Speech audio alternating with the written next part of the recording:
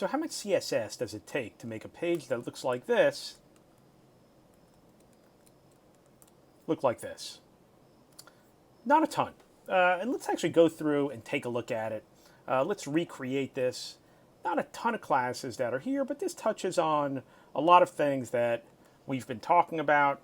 Let's take all this out. And let's start with things that are common to all of the elements. Let's look at the markup a little bit. This is pretty common.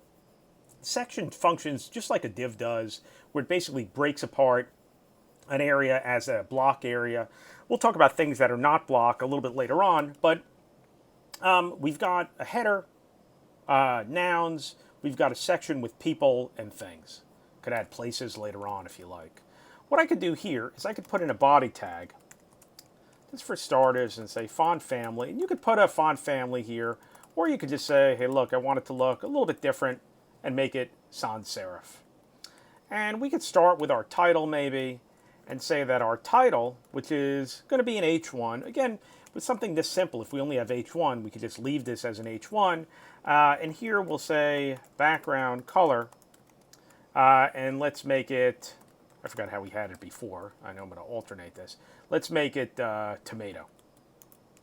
So now we've got this as tomato, and we also maybe want to make the color white. And also maybe we don't want it smack against the edges there, so maybe we'll set it up and have a padding of 0.25 rem, so just a little bit more padding there. And possibly even setting up a little bit of a border radius. So we can use a border radius, and again, nothing all that crazy, but just a little bit of a radius around here. So that sort of sets up our title. And if we went over here, we could maybe do the same thing for our H2, but we could change this to Dodger Blue.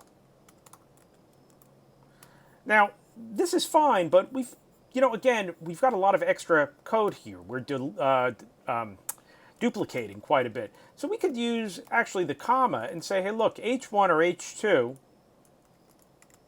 and we could take these three things that we have here and move them up here. So the only thing that's different between the H2 and the H1 is going to be the background color. The comma says either one of you.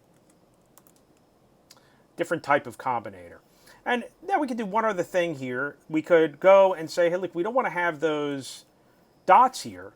Well, what we could do is we could say the UL list style type, and you could do all types of list style types, but you could say none.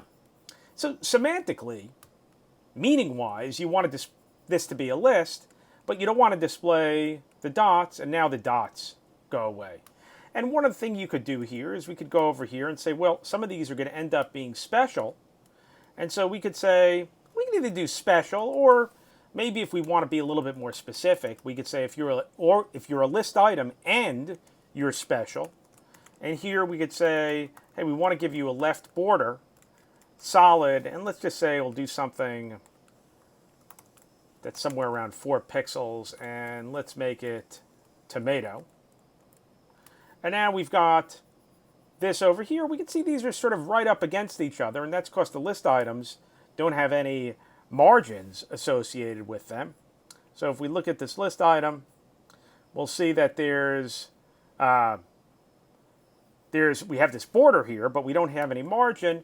And if we just wanted to sort of space them vertically apart, we could go over here and say, hey, look, if you're a list item, we want to give you a margin bottom. And again, let's just say something around 0.25 rem. So there's a little bit of separation there. And on the same token, if we felt that there was we needed to move things over a little bit, we could always go over here and say padding is on the inside, padding left, and maybe move it over a little bit more so it's not right up against the edge here. And so this is really a way that you can end up configuring things. And you can see there's not a ton of CSS here. You don't have to just add classes haphazardly when you need them, like we needed for something like special. you could end up using it. But otherwise, you could take advantage of the fact that you can end up, doing things like this, where if two things have the same styles, you could end up combining them, and it's going to be a little bit easier to maintain your CSS if you do that.